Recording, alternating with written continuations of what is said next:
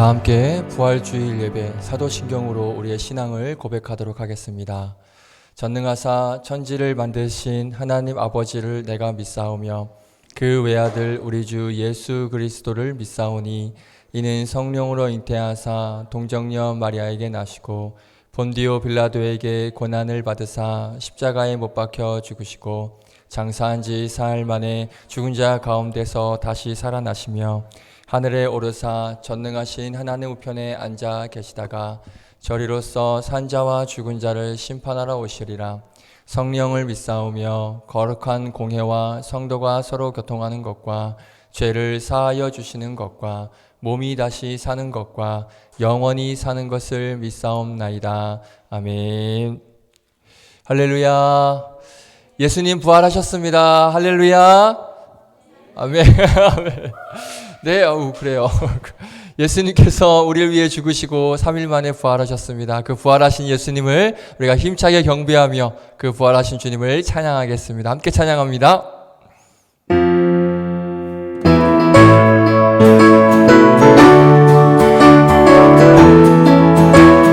무덤에 머물러 예수 내 구주 새벽 기다렸네. 예수 내 주 원수를 다 이기고 무덤에서 살아나셨네. 어둠을 이기시고 나와서 성도와 함께 길이 다스리시네. 사셨네 예수 다시 사셨네. 어때이 지키네 예수 내 구주. 어때이 보가네 예수 내 주. 원수를 다 이기고 무덤에서 살아나셨네. 어둠을 이기시고 나와서 성도와 함께 길이 다스리시네. 사셨네 예수 다시 사셨네. 거기 못 가두네 예수 내 구주. 우리를 살리네 예수 내 주. 원수를 다 이기고 무덤에서 살아나셨네. 어둠을 이기시고 나와서 성도와 함께 길이 다스리 사셨네 예수 다시 원수를 다 이기고 무덤에서 살아나셨네. 어둠을 이기시고 나와서 성도와 함께 길이 다스리시네. 사셨네 예수 다시 사셨네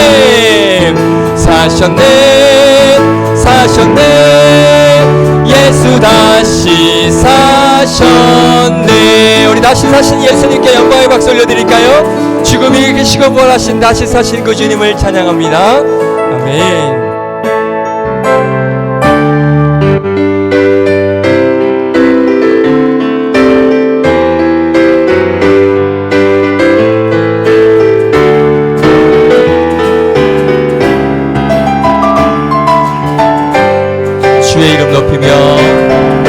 주의 이름 높이며 주를 찬양하나이다. 나를 구하러 오신 주를 기뻐하나이다. 하늘 영광 버리고 이 땅 위에 십자가를 지시고 죄 사했네. 무덤에서 일어나 하늘로 올리셨네. 주의 이름 높이리. 하늘 영광 버리고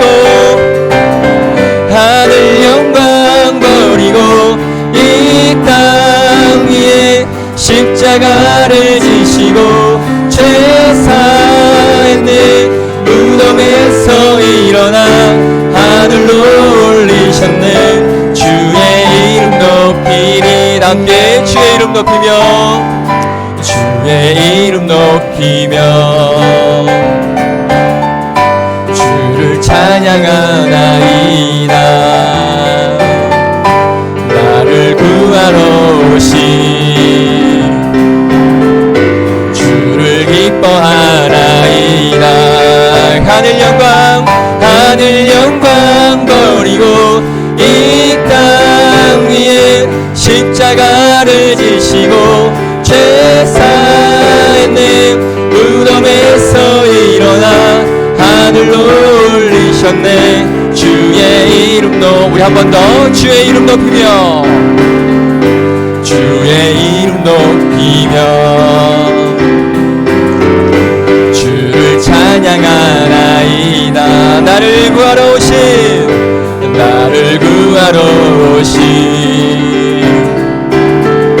주를 우리 기뻐하면서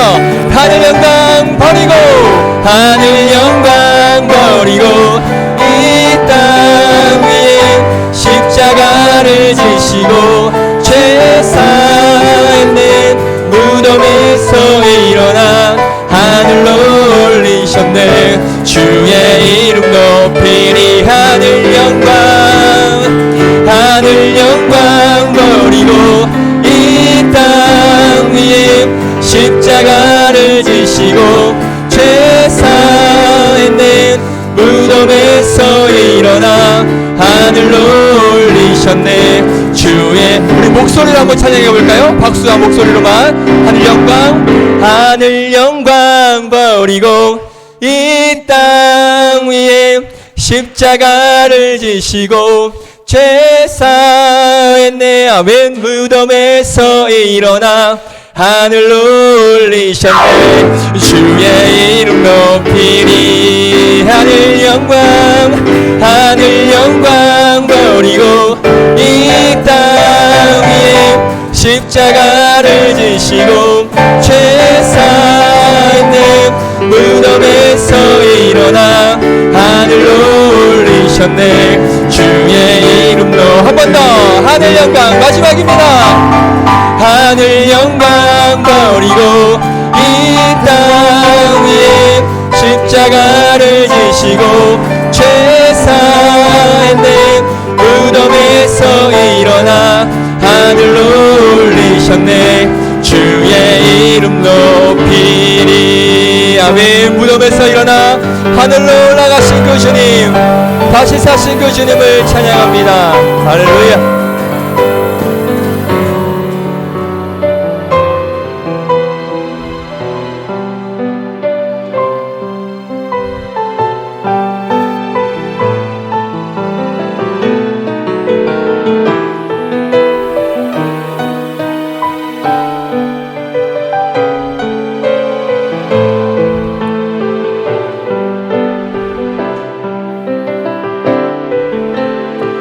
찬양합니다.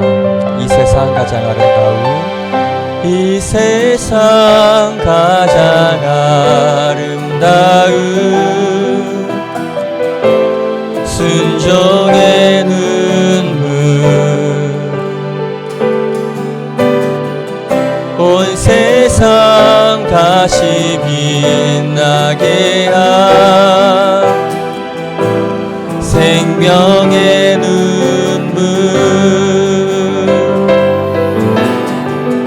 그가 이 땅에 오신 이유 죽어야 살게 되고 져야만 승리하는 놀랍고 영원한 신비 지으신 회복시킨 우리의 창조주 그리스도 십자가의 길로 아버지 뜻 이루셨네. 그가 이 땅에 오신 이유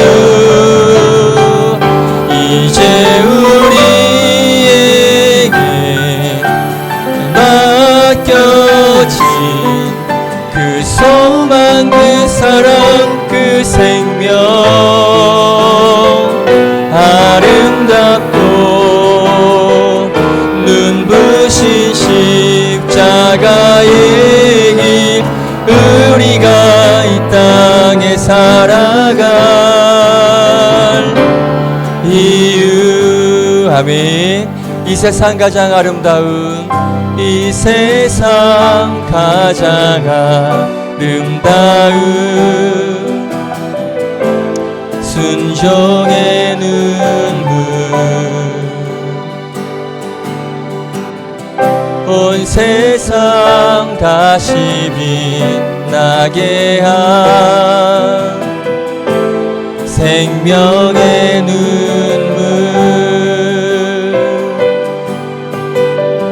그가 이 땅에 오신 이유 죽어야 살게 되고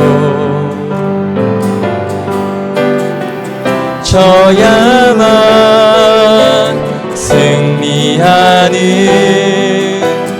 놀랍고 영원한 신비 지으신 그대로 회복시킨 우리의 창조주 그리스도 십자가의 길로 아버지 뜻 이루셨네. 그가 이 땅에 오신 이유 이제 우리에게 맡겨진 그 소망, 그 사랑, 그 생명 아름답고 눈부신 십자가의 길 우리가 이 땅에 살아갈 이유. 그렇습니다. 이렇게 기도하실 때 그 예수 그리스도께서 아버지의 뜻을 이루시기 위하여서 십자가의 길로 걸어가셨기에 우리가 이 땅에 살아갈 수 있는 이유가 되고 또 모든 우리 삶의 목적이 바로 그 예수님께서 십자가를 지시고 또 그 죽음을 이기시고 다시 사셨기에 우리가 이 땅에 살아갈 수 있는 이유임을 고백합니다. 오늘 시간 함께 기도하실 때 부활하신 그 예수님, 우리와 함께 하시는 그 예수님, 그 예수님과 영원히 동행하는 삶 살게 하여 주시고 부활의 기쁨을 가지고 평생 가운데 우리의 삶 가운데 그 부활의 기쁨으로 살아가는 그런 우리 인생 되게 하여 주시고 특별히 오늘 예배를 통하여서 그 부활의 기쁨을 누리며 그 부활의 기쁨을 찬양하는 귀한 시간 될 수 있도록 인도하여 주시옵소서. 함께 우리 이 시간 예배를 위해서 우리 부활의 기쁨을 즐거워하며 함께 기도하며 나아가겠습니다. 함께 기도합시다. 거룩하신 하나님 감사합니다.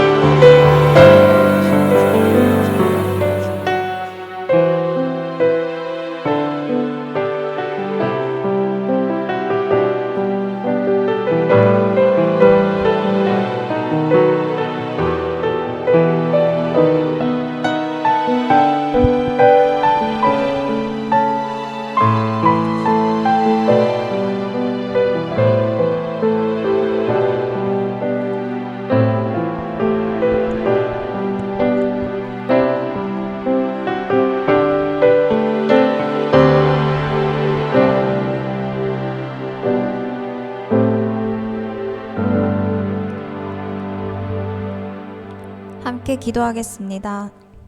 사랑이 많으신 하나님 아버지, 저희를 오늘도 이 아름다운 날씨 가운데 예배의 자리로 인도해 주신 은혜 감사합니다. 또한 부족한 저희를 날마다 사랑과 은혜로 채워주심 감사합니다. 주님, 오늘은 부활주일입니다. 오직 우리의 죄로 인하여 주님께서 십자가의 길을 홀로 외로이 가시고 못 박혀 죽으셨습니다. 하지만 우리가 이에 절망하고 낙심하지 않는 것은 사망의 권세를 이기시고 부활하셔서 다시 저희 곁에 와주신 주님 때문입니다. 주님, 우리 각 한 사람도 우리 삶 가운데 각자의 십자가의 길을 가기를 기도합니다. 좁고 힘든 길일지라도, 그리고 저야만 승리하는 그 삶 가운데 우리와 함께 동행해 주시는 주님을 의지합니다. 이 부활주일 다시금 주님의 구원의 역사에 감사하며 그 감격이 매일 우리의 삶 가운데 기도와 예배로 나타나게 하여 주소서. 오늘 예배 가운데 말씀을 전해주시는 전도사님을 위해서 기도합니다. 모든 사역 가운데 함께 해주시고 주님께서 은혜를 더하여 주사 주님과의 깊은 교제를 우선시할 수 있는 전도사님 되기를 원합니다. 지치지 않게 하여 주시고 영육간의 강건함으로 사역의 길을 능히 감당하게 하소서. 주님의 도우심으로 전도사님의 삶과 가정 가운데도 감사의 제목들이 넘쳐나게 하여 주옵소서. 오직 우리 모든 삶과 이 예배를 주님께 맡겨드리오며 사랑이 많으신 예수님의 이름으로 기도드렸습니다. 아멘.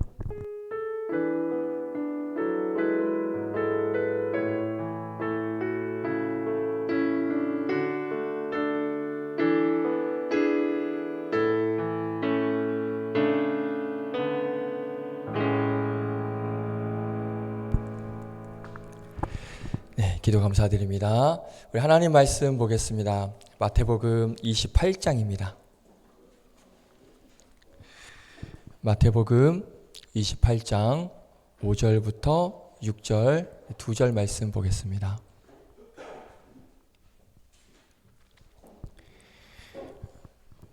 마태복음 28장 5절 6절 2절 말씀 보겠습니다.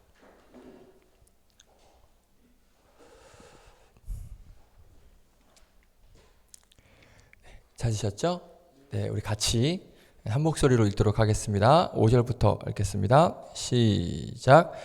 천사가 여자들에게 말하여 이르되 너희는 무서워하지 말라. 십자가에 못 박히신 예수를 너희가 찾는 줄을 내가 아노라. 그가 여기 계시지 않고 그가 말씀하시던 대로 살아나셨느니라. 와서 그가 누우셨던 곳을 보라. 아멘. 기도하겠습니다. 죽음 이기시고 또 사망 권세 이기시고 다시 사신 그 예수님의 이름을 찬양합니다. 그 부활의 주님을 오늘도 높이며 경배하며 또 예배합니다. 귀한 말씀을 통하여서 하나님 그 부활의 주님을 또 기뻐하며 그 부활의 주님을 높이는 또 이 말씀을 통하여서 그 부활을 우리가 진심으로 감사하며 또 깨닫는 그런 은혜의 시간 될 수 있도록 인도하여 주시옵소서. 부족한 종 세워주셨사오니 종의 자취는 감추시고 전하는 자 듣는 자 모두에게 동일한 은혜가 임하는 귀한 시간 될 수 있도록 복내려 주시옵소서. 감사드리며 예수님의 이름으로 기도드립니다. 아멘. 예수님 부활하셨습니다. 할렐루야. 할렐루야. 너무 기쁜 목소리가 아닌 것 같아요. 다시 한번 예수님 부활하셨습니다. 할렐루야. 할렐루야. 아멘. 감사합니다. 죽음 이기시고 우리 예수님 다시 사셨습니다. 아멘이시죠? 아멘. 자, 그래서 우리 옆에 있는 이 뿅아리들이 원래 밑에 붙어 있는데 유진자매가 위로 올려놨어요. 저하고 같이 이렇게 하겠다고. 잘, 매치가 잘 되나요? 네, 아무튼 네, 감사합니다. 영혼 없는 말 감사합니다. 네, 오늘 부활하신 주님을 함께 즐거워하며 찬양하며 예배하는 그런 은혜의 시간 됐으면 좋겠습니다. 우리 하나님 말씀 볼 텐데요. 예수님 부활하셨습니다. 믿으십니까? 라는 제목으로 함께 은혜 말씀 나누도록 하겠습니다. 오늘 본문을 보면 예수님을 따르던 여인들이 있어요. 여인들이 이제 예수님의 무덤을 보려고 무덤을 찾아갔습니다. 그런데 웬열 예수님의 시신이 보이지 않았습니다. 근데 그때 하나님의 천사가 나타나서 예수님께서 부활하셨다라고 살아나셨다라고 부활 소식을 여인들에게 알려줍니다. 천사가 전해준 소식이 바로 오늘 본문입니다. 오늘 본문 한 번만 더 읽어볼까요? 중요하니까요. 한 번 더 읽겠습니다. 천사가 시작. 천사가 여자들에게 말하여 이르되 너희는 무서워하지 말라. 십자가에 못 박히신 예수를 너희가 찾는 줄을 내가 아노라. 그가 여기 계시지 않고 그가 말씀하시던 대로 살아나셨느니라. 와서 그가 누우셨던 곳을 보라. 아멘. 천사가 예수님께서 살아나셨다, 부활하셨다라고 선포를 하는데 6절을 한번 자세히 보시면 천사가 이 여인들에게 두 가지 명령을 하는 것을 볼 수가 있습니다. 첫 번째 명령, 뭘 것 같으세요? 와서, 그렇죠? 와서 라고 명령을 하고 있고요. 그리고 두 번째 명령은 뭘까요? 보라. 그렇죠. 그가 누우셨던 것을 보라 라고 명령을 합니다. 자, 오늘은 이 두 가지 명령, 와라 그리고 보라, 이 두 가지 명령을 가지고 우리 예수님의 부활을 좀 한번 살펴보고자 합니다. 자, 먼저 이 첫 번째 명령, 오라. 지금 오라고 명령을 하고 있습니다. 그런데 어디로 와야 됩니까? 예수님의 부활 소식을 들을 수 있는 곳으로 와야 하는 거예요. 지금 천사가 그 말을 하고 있는 것입니다. 예수님 부활하셨으니까 와라. 부활의 소식을 들을 수 있는 그 현장으로 와라. 그러니까 바로 지금 우리가 모여 있는 이곳, 바로 이곳에 와서 부활의 예수님을 봐라. 부활의 소식을 들어라 라고 말씀을 하고 있습니다. 자, 오늘 그래서 이 자리, 부활 소식을 듣기 위해서 나오신 여러분들 정말 잘 오셨고요. 주님의 이름으로 환영하고 축복합니다. 할렐루야. 아멘. 자, 그런데 우리가 오는 것으로만 끝나서는 안 됩니다. 이게 정말 중요해요. 오는 것도 중요하지만 아무 의미 없이, 아무 생각 없이, 아무런 마음 없이 그냥 오기만 하면 안 된다라는 거예요. 자, 와서 뭘 해야 될까요? 오늘 천사가 두 번째 명령으로 지금 말씀을 하고 있는 것을 우리가 기억해야 됩니다.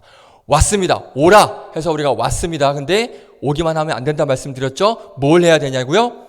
보라. 이걸 우리가 기억해야 됩니다. 봐야 합니다. 무엇을 봐야 되냐? 예수님이 누우셨던 곳을 봐라. 무덤 안을 자세히 봐라. 예수님이 정말 부활하셨는지 보라. 와서 보라라고 말씀을 하십니다. 그러니까 부활에 대한 말씀을 보고 그리고 부활에 대한 말씀을 들어봐라 라고 말씀을 하고 있는 거예요. 왜요? 예수님의 부활이 진짜이기 때문에, 예수님의 부활이 사실이기 때문에 와서 그 사실을 보고 들어라 라고 말씀을 하고 있는 것입니다. 자, 그런데 문제가 있습니다. 많은 사람들은 예수님의 부활을 믿지 않아요.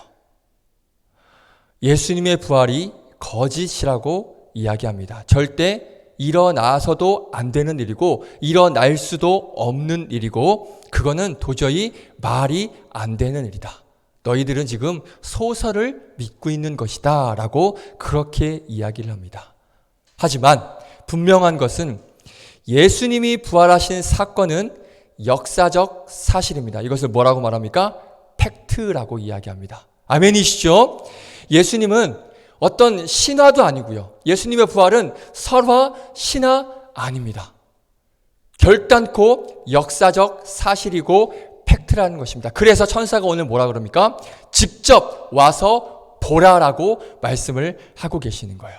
그런데 사탄은, 마귀는 저와 여러분을 현혹합니다. 뭐예요? 어떤 현혹이요? 예수님이 부활하셨다는 사실을 믿지 못하게 현혹시켜요. 온갖 방법을 동원해서 사람들을 현혹을 시킵니다. 저와 여러분들의 마음과 생각을 흔듭니다.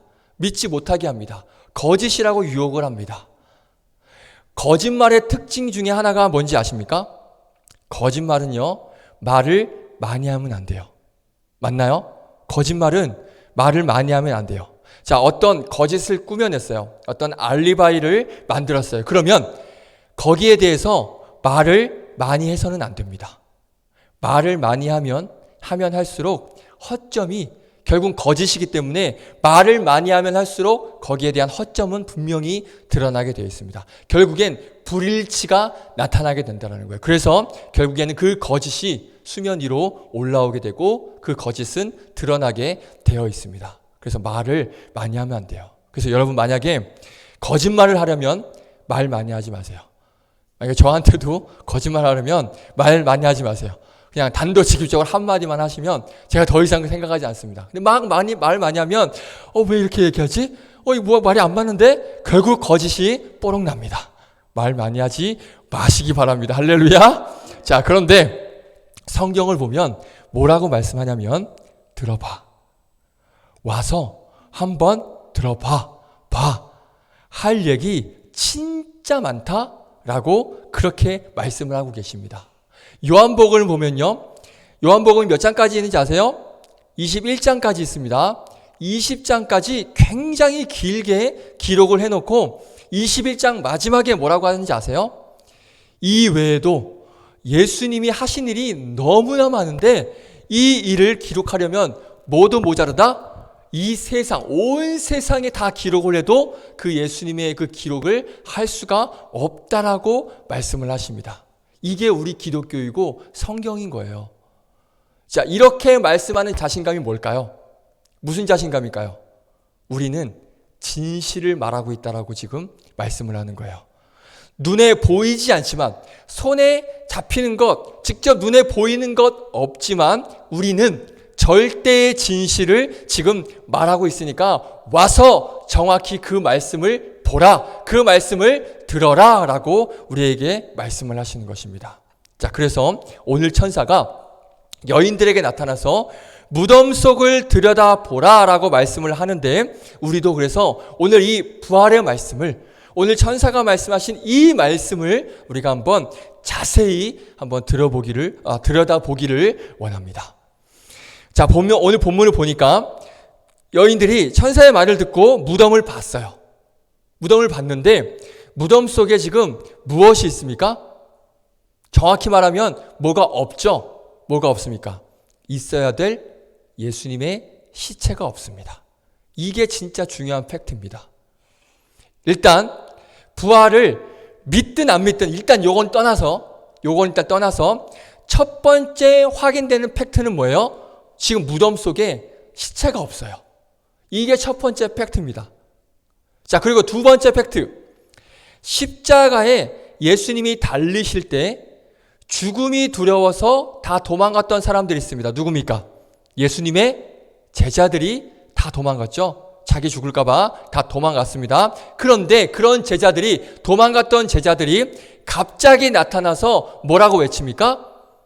예수님 살아나셨다. 그분이 살아나셨다. 부활하셨다라고 외치기 시작합니다.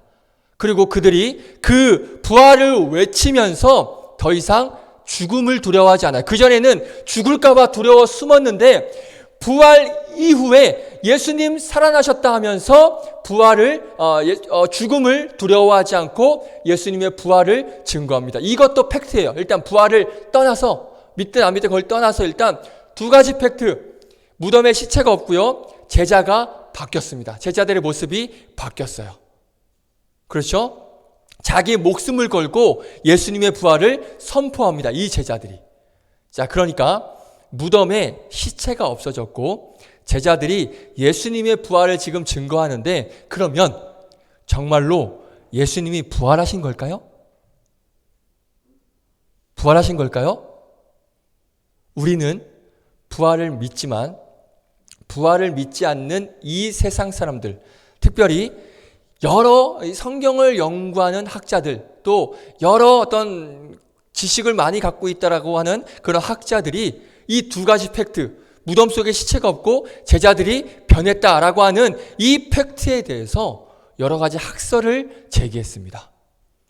시체가 없어지고 그들이 변한 이유가 부활이 아니다. 이유가 따로 있다라는 학설을 제기를 한다는 거예요. 자, 그래서 오늘 그들이 주장하는 학설이 무엇이 있는지, 그리고 그들이 주장이 정말 그런지 맞는지 한번 우리가 점검해 보면서 예수님의 부활에 대해서 우리가 한번 확인해 보려고 합니다. 자, 그러면 그들이 주장하는 학설, 시체가 없어진 것과 제자들이 바뀐 것에 대해서 그들이 부활을 믿지 않고 왜 이런 일이 일어났는지에 대한 학설을 제기를 하는데요. 첫 번째 학설입니다. 근데 정말 이 학설은 제가 말씀드리기도 사실 창피한 학설이에요. 분명히 오랜 시간 정말 많은 공부를 한 학자라는 사람이 내놓은 그런 학설인데 진짜 이건 어이가 없습니다. 이건 뭐 중딩만도 못한 그런 학설이야. 이걸 학설이라고 얘기하고 있어요. 뭐냐면 첫 번째 학설, 다른 무덤을 찾아갔다라는 설이에요. The wrong tomb theory. 무슨 말이냐면 여인들이 다른 무덤을 찾아갔다라는 거예요. 여인들이 간 무덤이 예수님의 무덤이 아니라 비어있는 다른 무덤을 가서 보고 예수님의 시체가 없다고 부활했다라고 하는 그 주장인 거예요. 그러니까 여자들이 착각해서 다른 무덤을 갔다라는 그런 주장을 하고 있는 것입니다. 이게 말이 됩니까? 만약에 정말 그랬다면, 여인들이 무덤을 잘못 찾아갔다면 제자들에게 물어봤으면 해결될 일이에요. 맞죠? 요한복음에 보면요, 베드로와 다른 제자가 그 무덤을 정확하게 찾아갔습니다. 제자들 무덤을 알고 있었어요. 그러면 갔는데 없네? 잘못 왔나? 제자들한테 물어보면 해결될 일이에요. 그러니까 다른 무덤을 찾아갔다는 이 학설은 이건 도저히 말도 안 되는, 그러니까 이 학자라는 사람이 이런 걸 지금 이론이라고 지금 내세우고 있는 거예요. 이건 말도 안 되죠. 두 번째 학설입니다. 환상설. 네, 환상설. 예수님이 나타난 것은 뭐다? 그냥 환상이었다. 그러니까 사람들이 환상을 본 거다. 그러니까 외계인 보듯이 착각한 거다. 헛것을 본 거다라고 그렇게 주장을 합니다. 자, 이 주장에도 분명한 문제가 있습니다. 어떤 문제가 있냐? 잘 들어보세요. 예수님의 환상을 제자들만 우리가 봤을 거라고 생각하죠. 그렇지 않아요. 제자들만 본 게 아닙니다. 만약에 제자들 중에 뭐 한두 명만 봤다 그러면 걔네들이 뭐 환상을 봤을 수도 있겠네. 뭐 잘못 보고 착각을 할 수도 있겠네. 우리가 그렇게 생각할 수 있지만 이게 한두 명만 본 게 아니에요. 제자들만 본 게 아니에요. 한번 볼까요? 고린도전서 15장 4절부터 6절 함께 읽겠습니다. 시작. 장사 지낸 바 되었다가 성경대로 사흘 만에 다시 살아나사 5절 게바에게 보이시고 후에 12제자에게와 그 다음에 그 후에 500여 형제에게 일시에 보이셨나니. 아멘.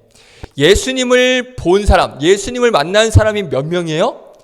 500명이 넘어요.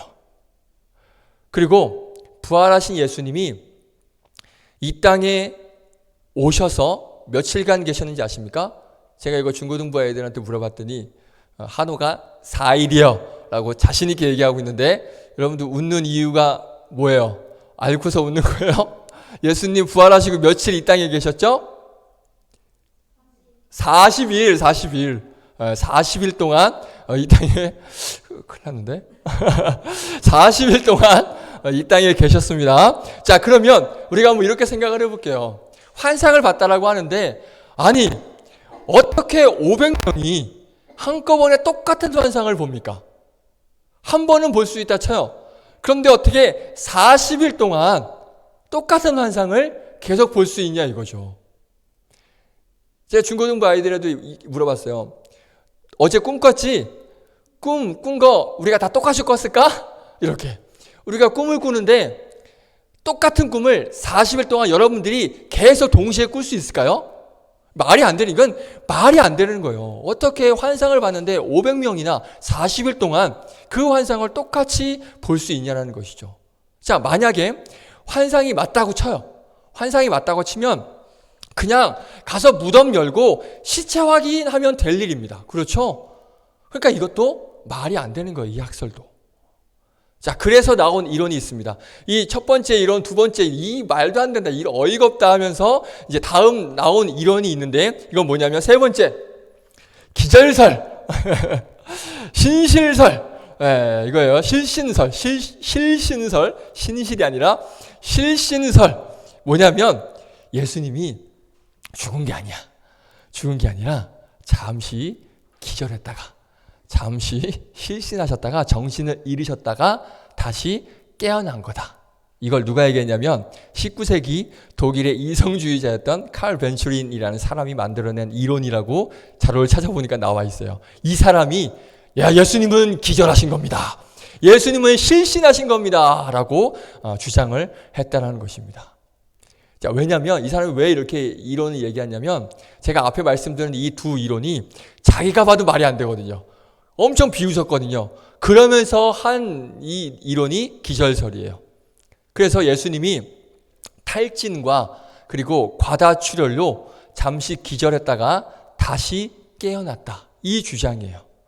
그런데 어떻게 보면 앞에 그 두 이론보다는 이게 좀 그나마 좀 나은 것 같아요. 그렇죠? 자, 그런데 이 기절설, 이게 왜 말이 안 되냐면 만약에 예수님이 진짜 안 돌아가시고 잠깐 기절했다가 깨어난 걸로 한번 쳐볼게요.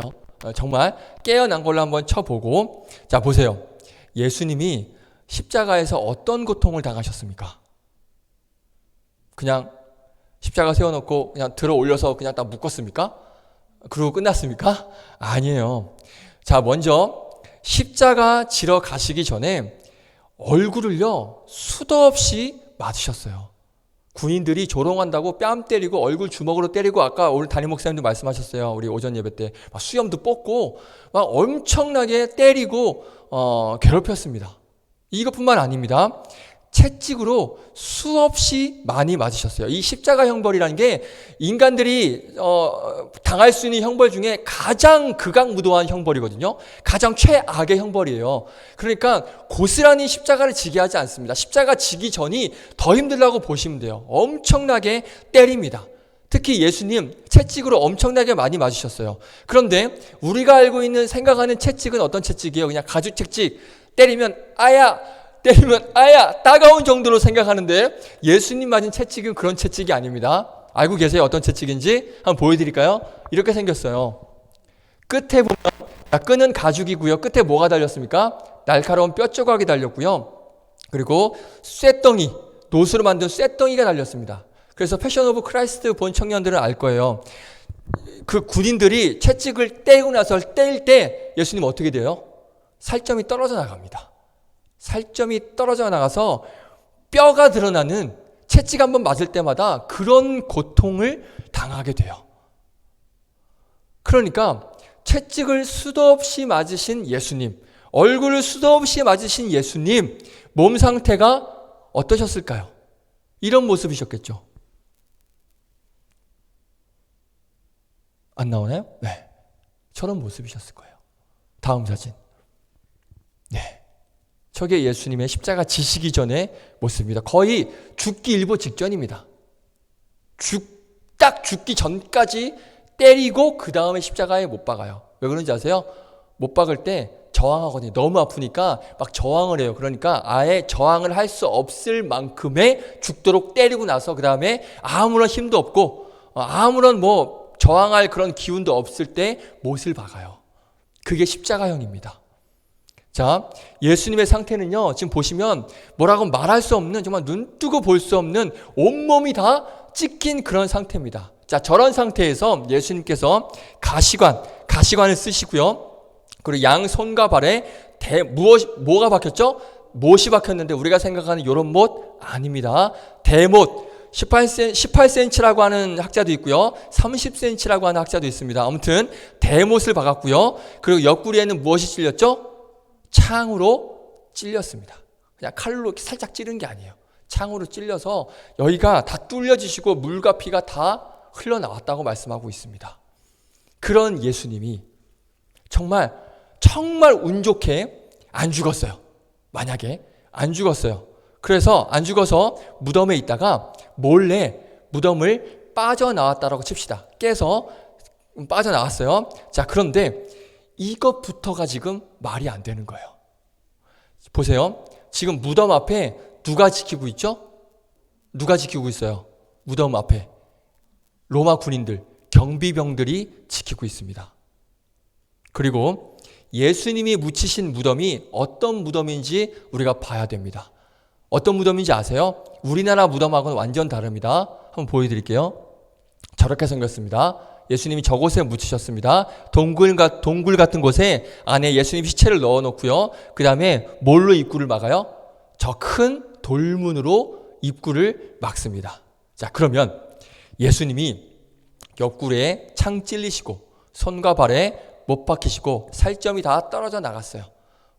성한 곳이 한 곳도 없습니다. 그러면 그런 상태에서 예수님이 저 큰 돌문을 혼자 옮기고 나오실 수 있었을까요? 이것부터가 말이 안 됩니다. 앞에 경비병이 지키고 있어요. 나와도 다시 들어가야 돼요. 그런 상황입니다. 자, 그런데 이렇게 저렇게 해서 예수님이 나왔다고 쳐요. 지금 예수님의 몸 상태가 어떻습니까? 온몸은 피투성이고요. 물과 피를 다 쏟으셔서 목소리도 제대로 안 나오셨을 거예요. 그 목소리로 제자들에게 나 사실 안 죽었다. 그러면 제자들이 그걸 보고 사망 권세 이기시고 부활하셨습니다. 할렐루야. 그분은 죽음을 이기셨습니다. 할렐루야. 이렇게 외쳤을 것 같아요? 그렇죠. 불쌍하게 여겼겠죠. 아이고 예수님 이러면서 막 붕대 감고 피 닦아주고 그랬겠죠. 그렇죠? 그리고 보세요. 제자들이 그 다음부터 막 죽음을 두려워하지 않으면서 그분이 살아나셨습니다라고 사망 권세 이겼습니다라고 그렇게 외치셨을 것 같아요? 말이 안 되죠.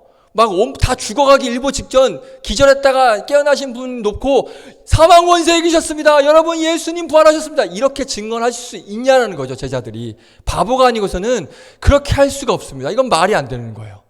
자, 네 번째 더 있습니다. 다음 시신 도난설이 있습니다. 시신 도난설 뭐냐면 예수님의 제자들이 시체를 훔쳐갔다라는 거예요. 그리고 부활했다라고 거짓말했다라는 것입니다. 사실 아까 이 무덤 누가 지키고 있다고요? 경비병들이 지키고 있죠. 그러니까 경비병을 이겨내고 그의 눈을 이겨내고 훔치는 것도 어렵지만 만약에 훔쳤다고 쳐요. 그러면 그 훔친 시체는 어딘가에 숨겨놨겠죠. 그렇죠? 훔쳤으니까 어딘가에 갖다 놨을 거 아니에요. 그럼 그 시체는 어떻게 됐을까요? 썩어가고 있겠죠. 그렇죠? 어딘가에서. 자, 그런 상황에서 제자들이 나가서 뻔뻔하게 예수님 부활하셨습니다. 그리고 그 주장 때문에 나중에 제자들이 어떻게 됩니까? 다 죽어요. 다 순교해요. 그 예수님의 부활의 소식을 증언하고 그 예수님을 전하면서 다 이 사람들, 이 제자들 끔찍하게 순교당합니다. 자, 자기들이 시체를 지금 훔쳐가 놓고 목숨 걸고 부활했다라고 말할 수 있습니까? 제자들이 얼마나 핍박 많이 받고 끔찍하게 순교했습니까? 그렇죠? 자, 보세요. 사람들은요, 진실을 위해 죽는 것도 쉽지 않습니다. 그런데 거짓을 위해 죽는 것은 너무너무 어려운 일입니다. 거짓을 위해 내 목숨을 바친다? 이건 말이 안 되는 거예요. 자, 그래서 어떤 성경학자가 이렇게 이야기했습니다. 읽어드릴게요. 자기들이 시체를 훔쳐가 놓고 예수님을 증거하는 것은 부활보다 더 일어나기 어려운 심리적인 기적이다. 동의하십니까? 본인이 시체를 훔쳐가 놓고 죽음을 각오하면서 예수님 부활했다는 건 이게 더 부활보다도 더 어려운 일이라는 거예요. 말이 안 되는 것이죠. 자, 그리고 이들이 이게 거짓으로 부활을 외친다라고 해서 이들에게 이득이 되는 게 있습니까? 이들에게 뭐 부와 명예가 주어집니까? 아무 이득 없습니다. 제자들을 포함해서요, 초대교회 성도들이 어떻게 되는 줄 아세요? 이 예수님의 부활을 증언하면서 굶었습니다. 조롱당했습니다. 맞았습니다. 감옥에 갇혔습니다. 처형당하고 순교했습니다. 왜요? 예수님의 부활을 주장했기 때문에. 그런데 이들이 죽어도 이 주장을 꺾지 않아요. 너무 고통스러우면 죄송합니다. 사실은요, 우리가 시체 훔쳤다가 거짓말한 거예요. 이렇게 할 수 있었는데 어느 누구도 이 사실에 대해서 이 주장을 꺾지 않았다는 거예요. 끝까지 예수님의 부활을 증언했다는 것입니다. 어떤 대가도 없는데도 남은 생애를 이 사실, 이 예수님이 부활하셨다라는 이 주장을 하는데 그들의 모든 인생을 바쳤다는 거예요. 이게 무엇 때문일까요? 정말 죽은 자 가운데서 살아나신 예수 그리스도를 만났다라고 확신한 것 외에는 다른 설명이 가능하지 않아요. 진짜 부활을 목격했고 그 예수님을 만났기 때문에 이들이 목숨을 걸고 그 예수님을 증언하고 부활을 증언할 수밖에 없었다는 것입니다. 자, 그래서 모어랜드라는 사람이 이렇게 이야기했습니다. 자막 띄워주시면 한번 제가 읽어드릴게요. 보세요. 그들은 죽음에서 살아나신 예수를 분명히 확신했기 때문에 그런 삶을 살았다. 당신은 무리들이 부활하신 그리스도를 경험하지 않고 어떻게 바로 이런 확신을 가게 되었는지 설명할 수 없다. 거기에는 적절한 어떤 다른 설명이 있을 수 없다. 이렇게 이야기합니다. 그러니까 확신하지 않으면 그 사람들이 그렇게 살 수 없다는 거예요. 확신하지 않으면 제자들이 그러니까 부활하신 그리스도를 경험하지 않고는 어떻게 이런 확신을 가지고 그런 부활을 목숨을 내놓고 살아가는지 그게 증명을 할 수가 없다는 거예요. 설명이 될 수가 없다는 것입니다. 다른 설명으로는 그게 가능하지가 않다는 거예요. 조금 더 볼까요? 부활의 증거는 더 있습니다. 자, 성경을 보면 부활의 첫 증언자들이 누굽니까? 여성입니다. 다 여성이에요. 여성이 먼저 예수님의 부활을 증언했습니다. 이게 굉장히 중요한 포인트입니다. 잘 들으셔야 됩니다. 만약에 부활이 가짜예요. 그냥 꾸며낸 이야기예요. 가짜 이야기예요. 그러면 이렇게 만들면 안 돼요. 이렇게 소설 쓰면 안 됩니다. 왜냐하면 당시 고대 근동세계에서 여성의 증언은요, 믿을 수 없는 것으로 여겨졌기 때문에 그래요. 여성이라는 신분 자체가 당시엔 그랬습니다. 여성의 말은 인정하지 않았다는 거예요. 여성의 지위 또한 인정하지 않았습니다. 그래서 만약에 부활을 소설로 만들려면, 신화로 만들려면, 이야기로 만들려면 여성이 아니라 남자를 제일 먼저 증인으로 세웠어야 돼요. 그래야만 사람들이 믿을 수가 있다는 것입니다. 그런데 그렇게 할 수 없었던 이유가 뭐예요? 진짜로 실제로 여성들이 발견했기 때문에, 그게 사실이 맞기 때문에 그런 거예요. 자, 그리고 또 있습니다. 예수님의 육신의 동생 누구죠? 야고보. 그리고 우리가 너무나 잘 아는 사도 바울. 그리고 스데반 집사님 보세요. 제자들도 그랬지만 이들의 삶이 어떻습니까? 사도 바울만 보세요. 오히려 사도 바울은요, 예수 믿는 사람들을 잡아다가 죽인 사람입니다. 그런데 그런 사람이 예수님 부활하셨다고, 나 부활하신 주님 만났다고 그러면서 죽을 때까지 정말 온갖 고난을 당하면서 예수님의 부활을 전하면서 살 수 있었을까요? 이 사도 바울이? 그게 가짜라면 사도 바울 회심하는 것도 말도 안 되고요. 그렇게 목숨을 걸고 그런 삶 살 수 없습니다. 스데반 집사님 보세요. 돌에 맞아서 비참하게 죽었습니다. 예수님의 부활이 가짜였다면 스데반 집사님 이렇게 비참하게 죽을 일 없습니다.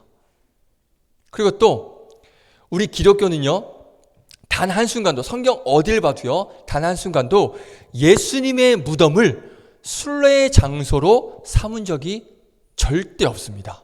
무슨 말인지 이해되세요? 당시 사람들은요, 지도자의 무덤을 굉장히 중요하게 여겼습니다. 그래서 그 무덤을 참배하는 것이 정말 중요했습니다. 당시의 문화가 그랬습니다. 그런데 성경 어디를 봐도 우리가 그 예수님이 묻혔던 그 무덤을 중요하게 여겼다라는 그런 말씀이 없어요. 그 무덤을 사람들이 찾아가서 숭배했다, 참배했다, 이런 말씀이 단 한 절도 없습니다. 왜요? 예수님은 그 무덤에 계시지 않기 때문에. 그렇죠? 그 무덤에 누군가가 묻혀있으면, 영혼이 묻혀있으면 거기에 가서 참배하고 하잖아요. 그런데 성경을 봐도 예수님이 정말 만약에 부활하지 않고 그 무덤 속에 묻혀있었다라고 하면 사람들이 가서 참배했겠죠. 숭배했겠죠. 그런데 어느 말씀 어디에도 그 무덤을 기념하고 그 무덤을 숭배했다라는 말씀이 절대 없습니다. 예수님 그곳에 계시지 않았다라는 것을 확신할 수 있다는 것입니다. 무덤에 전혀 관심 없었어요. 부활하신 예수님을 전하는 것에만 관심이 있었다는 것입니다. 뭐 때문에? 예수님의 부활이 진짜였기 때문에 그렇습니다. 영상을 하나, 제가 지금까지 말씀드린 거 영상으로 보려고 했는데 시간 관계상 이건 다음 주에 제가 청년 그 단톡방에 올려드리고 그렇게 할게요. 자, 오늘은 이렇게 넘어가도록 하겠습니다. 자, 이게 끝이 아닙니다. 또 있습니다. 유대인들은요, 안식일을 목숨처럼 지켰습니다. 안식일.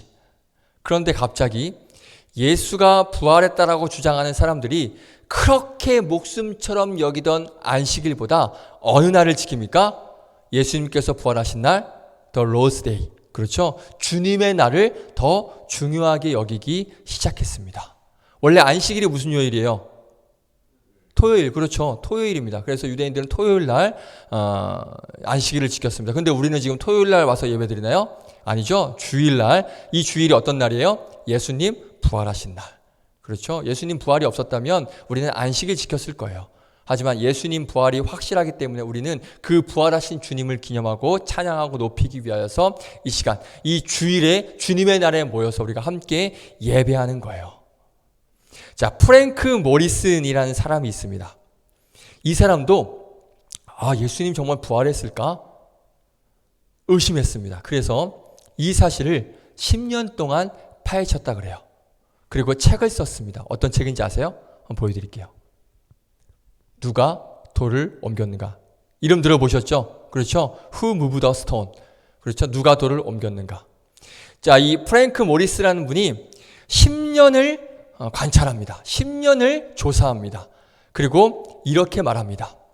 처음에는 도저히 불가능한 사건이라 생각하고 시작한 조사였는데 천천히 그러나 분명하게 예수 부활 사건은 저항할 수 없는 논리적 귀결이다 라고 결론을 내리게 됩니다. 10년 동안 조사해 봤더니 이 부활은 있을 수 없는 일이야 하고 내가 싹 다 조사해 보겠어. 내가 다 완전히 만천하에 내가 그 민낯을 밝히겠어 하고 10년 동안 조사했는데 결국엔 이 예수님 부활 사건은 저항할 수 없는, 반박할 수 없는 논리적 사실 귀결이다라고 결론을 내렸다는 것입니다. 그리고 이분이 결국엔 믿는 자가 됩니다.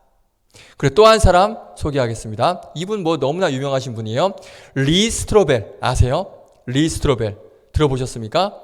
이 사람은 시카고 트리뷴이라는 신문사의 저널리스트였습니다. 어느 날 이 리 스트로벨 아내가 교회에 나가게 되면서 그게 너무 화가 난 거예요. 교회를 다니는 게 너무 화가 납니다. 그래서 그 교회의 허점을 폭로를 하면 아내가 교회를 안 다니겠지? 그리고 사람들이 교회를 비난하겠지? 하고 이제 조사를 시작하게 됩니다. 내가 저 교회의 허점을 내가 다 폭로해 버리리라. 이 성경에 이 잘못된 걸 내가 다 폭로해 버리리라 조사를 착수하다가 부활 사건을 이제 알게 되고요. 오히려 본인이 예수를 믿게 됩니다. 그리고 책을 씁니다. 근데 이 책이 세계적으로 1,400만 부가 팔린 엄청난 유명한 책이 됩니다. 그리고 영화도 나왔습니다. 뭘까요? 사진이요?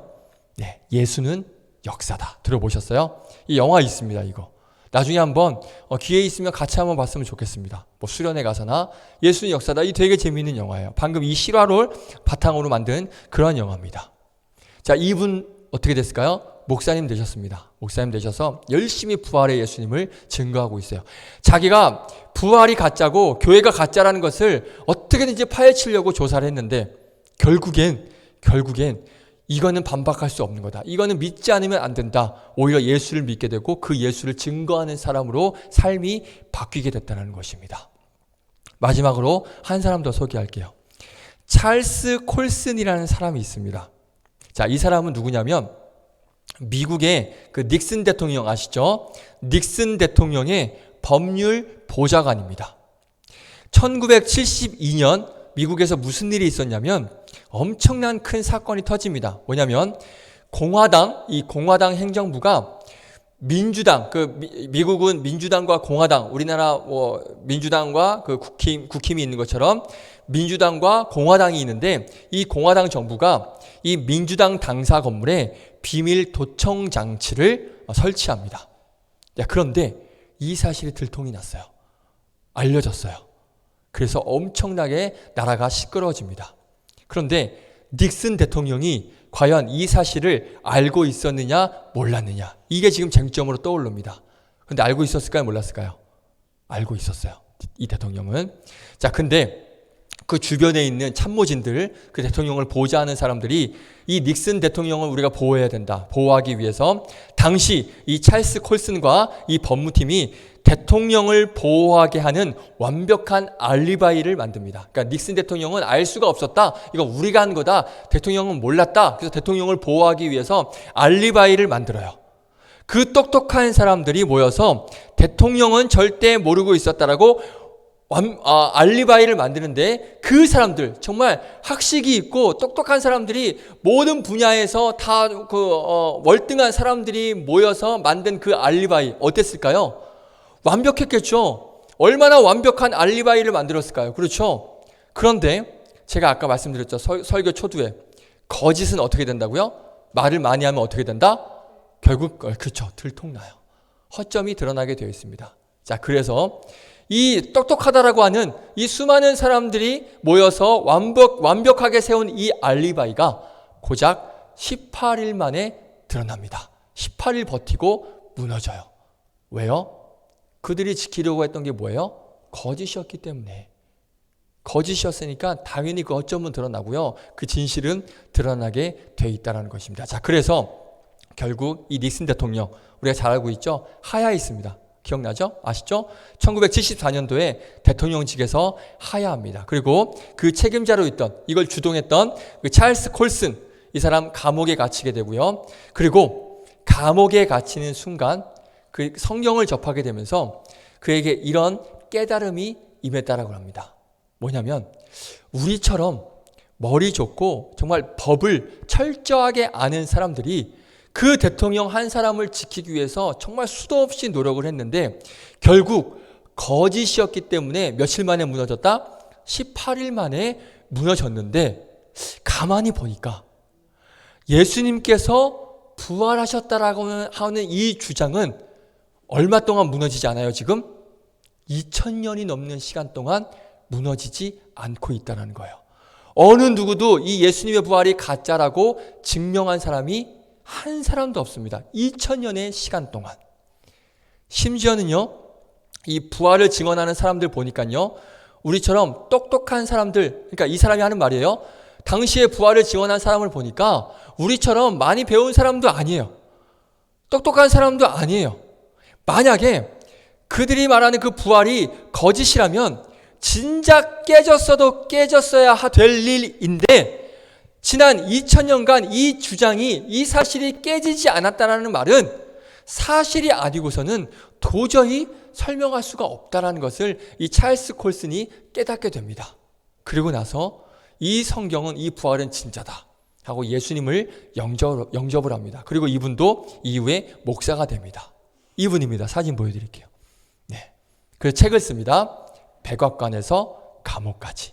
저 책의 내용이, 이 내용이 들어가 있다고 해요. 저도 읽지 못했지만 자료를 봐서 알겠지만 한번 보고 싶어요. 재밌을 것 같아요. 말씀 마칠게요. 예수님 부활하셨습니다. 믿으시면 아멘. 오히려 저의 말에 예수님 부활이 아닌 것 같아. 그렇게 됐나요 지금? 제 설교 잘못했나? 다시 한번. 예수님 부활하셨습니다. 믿으시면 아멘. 아멘. 예수님의 부활은요, 팩트고요. 어느 누구도 부정할 수 없는 사실입니다. 2000년간 수많은 사람들이 그 부활을 거짓이라고, 그 부활이 아니라고 어떻게든지 들춰내 보려고 했는데, 그 거짓은, 그 진실은 그 거짓이라고 발견하지 못했다라는 거예요. 왜요? 그것은 진실이기 때문에. 거짓이었다면 벌써 들통났을 거예요. 벌써 드러났을 거예요. 하지만 그러지 않은 이유, 예수님의 부활은 진실이기 때문에 결코 그 거짓이 증명이 되지가 않습니다. 그들의 주장이 증명되지가 않아요. 진실은요, 아무리 파헤치고 덮으려고 해도 절대 감춰지지 않습니다. 진실은 아무리 파헤치려고 해도 절대 덮어지지 않습니다. 우리 예수님은 사망 권세 이기시고 부활하셨습니다. 할렐루야. 이 부활을 믿는 사람에게는 무엇이 임한다? 구원이 임하는 거예요. 이게 진리입니다. 말씀 볼까요? 로마서 10장 9절 말씀. 이 말씀 읽고 마칠게요. 함께 읽겠습니다. 시작. 내가 만일 내 입으로 예수를 주로 시인하며 또 하나님께서 그를 죽은 자 가운데서 살리신 것을 내 마음에 믿으며 어떻게 해요? 구원을 받으리라. 아멘. 부활하신 예수님, 그 예수님을 믿는 여러분들에게 구원이 있습니다. 할렐루야. 부활의 주님을 찬양하며 그 부활의 주님을 믿으며 세상은 계속해서 말할 거예요. 거짓이다, 아니다. 하지만 부활은 진실이기 때문에 그 어떤 주장도 거짓도 결코 그 진실을 덮을 수 없습니다. 예수님의 부활 믿으시면 구원을 얻고요. 저와 여러분은 그 예수님의 부활을 믿기에 우리는 구원 얻은 자인 줄로 믿습니다. 할렐루야. 그 구원 얻은 자로서 그 부활을 우리만 간직하는 것이 아니라 그 부활을 증언하는. 자, 오늘 말씀을 보면 7절에 보시면 천사가 이렇게 말씀하고 있어요. 빨리 가서 그의 제자들에게 이르되 그가 죽은 자 가운데서 살아나셨고 너희보다 먼저 갈릴리로 가시나니 거기서 너희가 배우리라 하라. 보라, 내가 너희에게 일렀느니라 하거늘. 우리가 부활의 사실을 알고 있잖아요. 그러면 우리만 알고 있으면 안 됩니다. 어떻게 해요? 가서 그 부활의 사실을 일러야 되는 것입니다. 전해야 되는 것입니다. 그 부활을 선포해야 되는 것입니다. 그래서 많은 사람들이 그 구원의 은혜의 자리로 돌아올 수 있게끔 우리가 그들에게 부활을 증거해야 되고 선포해야 되는 것입니다. 우리 사랑하는 청년 여러분, 그 부활을 증언하며 그 부활을 선포하며 증거하는 그런 믿음의 삶을 살아가는 복된 우리 믿음의 청년들 되시기를 주님의 이름으로 축복드리겠습니다. 함께 찬양합니다. 주의 이름 높이며 우리 박수치며 부활하신 예수님을 찬양합니다.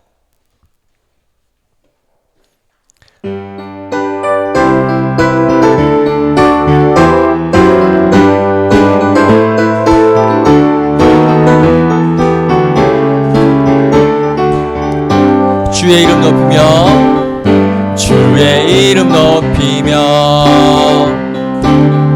주를 찬양하나이다. 나를 구하러 오신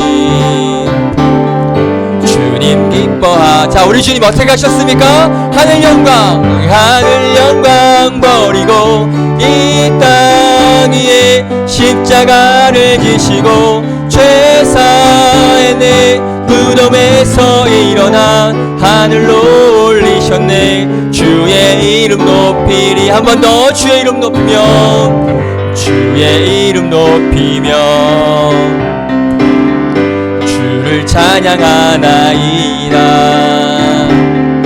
나를 구하러 오신 주를 기뻐. 자, 우리 부활의 주님을 선포합니다. 하늘 영광 버리고 이 땅 위에 십자가를 지시고 죄사의 내 무덤에서 일어나 하늘로 올리셨네. 주의 이름 높이리. 하늘 영광 버리고 이 땅 위에 십자가를 지시고 죄사의 내 무덤에서 일어나 하늘로 올리셨네. 주의 이름 높이리. 주의 이름 높이리. 주의 이름 마지막 주의 이름 높이리. 주의 이름 높이리. 아멘. 부활하신 주님을 찬양합니다. 할렐루야. 할렐루야. 아멘. 기도하겠습니다. 죽음 이기시고 다시 사신 예수님의 부활을 찬양합니다. 오늘 그 부활주일 우리 함께 모여서 그 부활을 선포하며 그 부활하신 예수님을 경배하며 예배할 수 있게 하여 주심에 감사를 드립니다. 세상은 아직까지도 예수님의 부활이 가짜라고 거짓이라고 주장합니다. 하지만 이 예수님의 부활은 진실이기에 어느 주장도 어느 거짓도 그 진실을 덮을 수 없음을 믿습니다. 예수님께서 죽으시고 다시 사신 그 참된 부활의 진리를 우리가 믿고 의지함으로 말미암아 구원을 얻었기에 우리가 구원받은 자로서 그 부활을 믿는 자로서 그 구원을 우리만 간직하는 것이 아니라 그 부활을 우리만 간직하는 것이 아니라 그 부활의 소망을 또 선포하고 전하는 그런 믿음의 삶을 살아가는 귀한 믿음의 청년들 될 수 있도록 인도하여 주시옵소서. 부활하신 예수님과 평생 가운데 우리의 삶 가운데 항상 동행하며 그 그 부활하신 주님과 늘 교제하며 살아가는 그런 복된 믿음의 청년들 될 수 있도록 인도하여 주시옵소서. 감사드리며 예수님의 이름으로 기도드립니다. 아멘. 우리 함께 찬양하시면서 준비하신 예물 드립니다. 주의 이름 높이며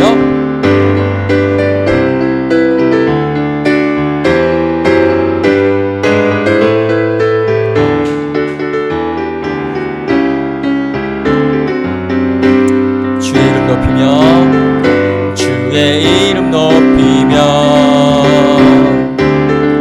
주를 찬양하나이다. 나를 구하러 오신 주를 기뻐하나이다. 하늘 영광 버리고 이 땅 위에 십자가를 지시고 죄사했네. 무덤에서 일어나 하늘로 올리셨네. 주의 이름 높이리. 하늘 영광 버리고 이 땅 위에 십자가를 지시고 죄사했네. 무덤에서 일어나 하늘로 올리셨네. 주의 이름 높이리. 아멘. 드려진 예물 위에 기도드리고 그리고 주기도문으로 부활주일 예배를 마치겠습니다. 우리 11조 이주영 A 청년 드렸고요. 우리 부활 감사원금 이주영 A 청년, 부활 감사원금 우리 박신영 청년, 부활 감사원금 이주희 청년, 부활 감사원금 박진리 청년, 부활 감사원금 이은지 청년, 부활 감사원금 이주영 B 청년 드렸습니다. 기도합니다. 부활하신 주님, 죽으셨다가 3일 만에 살아나셔서 우리 가운데 함께 하시는 그 주님의 은혜에 감사합니다. 그리하여서 그 감사의 마음을 담아 우리의 정성껏 우리의 마음을 모아 귀한 믿음의 예물을 올려드립니다. 11조와 또 부활 감사원금과 여러가지 주일헌금과 여러가지 제목들로 우리의 마음을 모아 감사의 마음을 담아 주 앞에 올려드리오니 이 예물 기쁘게 받아주시고 이 예물뿐만 아니라 오늘 드려지는 이 믿음의 제사, 이 믿음의 예배를 주님께서 기쁘게 받아주실 줄로 믿습니다. 우리 청년들 한 주간 부활을 기뻐하며 부활을 통하여서 승리의 삶을 선포하며 살아가는 귀한 청년들 되게 하여 주시고 한 주간뿐만 아니라 우리의 삶의 평생에 부활하신 예수님을 선포하며 그 부활하신 주님을 동행하며 하루하루 승리의 삶을 선포하는 귀한 믿음의 청년들 되게 하여 주시옵소서. 또 직장과 또 가정과 각자의 삶의 터전으로 돌아갑니다.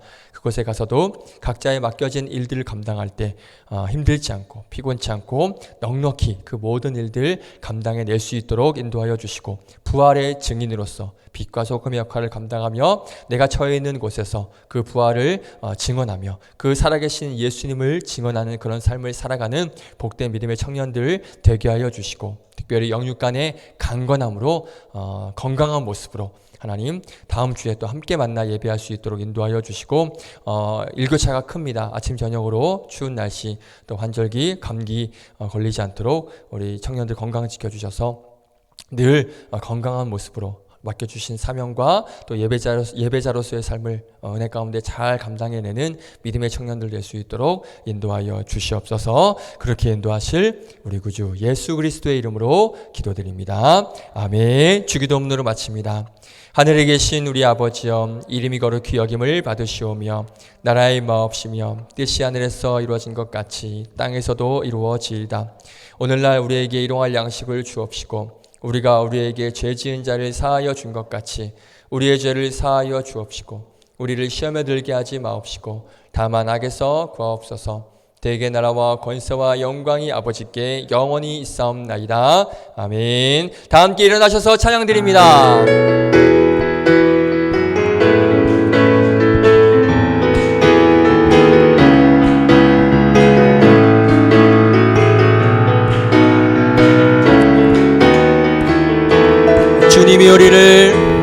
주님이 우리를 빛으로 부르셨으니 부르심 따라서 나 살기 원해. 거룩한 나라요 주께서 택한 백성이니 주를 의지하여 담대함으로 주님의 빛 비추게 하소서. 어두운 세상 가운데 거룩함으로 주님의 빛 비추게 하소서. 예수의 이름으로 일어서도록. 할렐루야. 승리하세요. 감사합니다. 네, 광고